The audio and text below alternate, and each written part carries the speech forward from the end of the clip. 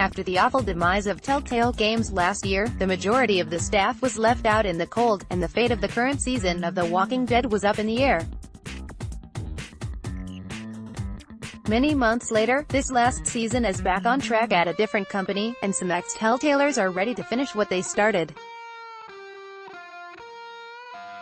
Episode 3, Broken Toys, will launch on January 15 on PC, PS4, Xbox One, and Switch. When the closure announcement was made in September, only a single episode of The Walking Dead, the final season, had been released. The second episode had been completed before the team was tossed out, but there was a chance that the remaining 2 episodes would never see the light of day. And since some of us had already paid for the entire season, that was more than a little concerning. Thankfully, Robert Kirkman's Skybound Games was able to acquire the tools, assets, and rights to finish the last 2 episodes of the season. Even better, some of the game's original developers were able to land jobs on this new team.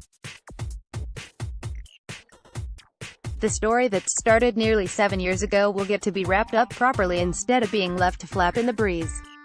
Our sister site IGN has been particularly critical of the first 2 episodes, with one earning an OK 6.5/10 and the other receiving a mediocre 5/10.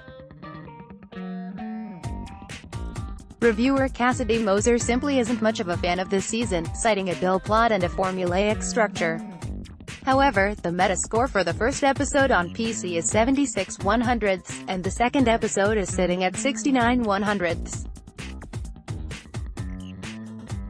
Outlets like Gaming Age and DualShockers were much more positive overall. It seems that those reviewers resonated much more with the suspenseful aspects, so it's hard to assemble much of a real critical consensus. I've played Telltale's Walking Dead games over the better part of the 2010s, and I ended up enjoying the first half of the final season much more than I anticipated.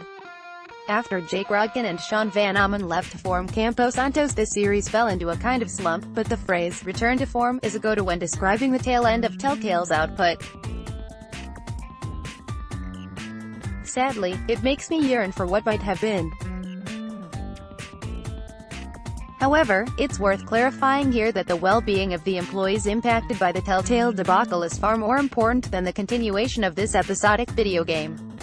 It's nice that Skybound is able to make good on the rest of the season, but we should never lose track of how devastating it has been for the staff to abruptly lose their income and their medical coverage.